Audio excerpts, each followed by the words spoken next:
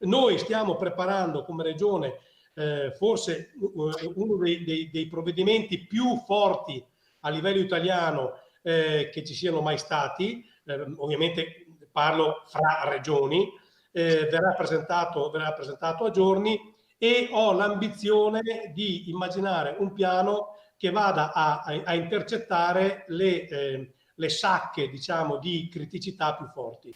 L'assessore Marcato, in occasione della presentazione dell'indagine congiunturale del manifatturiero sull'impatto che l'emergenza Covid ha avuto sull'economia veneta, annuncia il provvedimento della Regione. Non sarà un piano a pioggia spiega, ma il risultato di un confronto con il territorio. I filoni saranno due, uno il credito e un altro invece un filone che riguarderà risorse a fondo perduto. Decreto rilancio del governo che non piace all'assessore, anziché, spiega Marcato, aver distribuito le risorse tra settori e territori maggiormente colpiti dall'emergenza, sono state spalmate in maniera omogenea. Critici anche i presidenti delle Camere di Commercio. Non ci siamo assolutamente, perché non è una questione di quantitativo di soldi, ma anche come vengono spesi e come vengono utilizzati.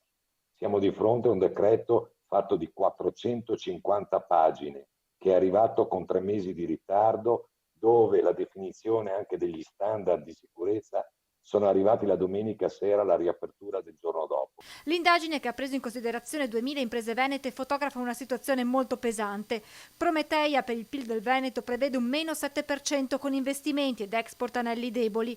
Nel primo trimestre 2020, per quanto riguarda la produzione regionale, si registra un meno 7,6% rispetto allo stesso periodo del 2019.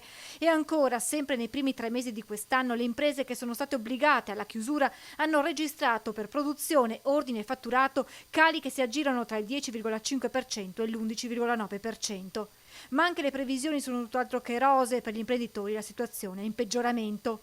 Il quadro delineato dai dati descrive una situazione gravissima che farà sentire i suoi effetti in modo ancora più pesante nei prossimi mesi. Con il crollo della produzione si è bloccata l'industria del Veneto, ovvero la locomotiva del paese, spiega il presidente di Unioncamere del Veneto Mario Pozza, che punta il dito contro la burocrazia parlando di burovirus. Delusione poi per il tanto atteso decreto aprile. Ma è più, direi, un provvedimento da campagna elettorale che da visione politica, di una politica industriale. Pozza tira in ballo il sistema camerale delle esportazioni con la rete delle Camere di Commercio italiane all'estero, che potrebbe dare un aiuto strategico, questione che il Presidente avrebbe voluto discutere con il Ministro degli Esteri Di Maio, richiesta però ancora senza risposta. Ormai ho perso la data, deve ancora arrivare, ma vi parlo già di 15-20 giorni fa.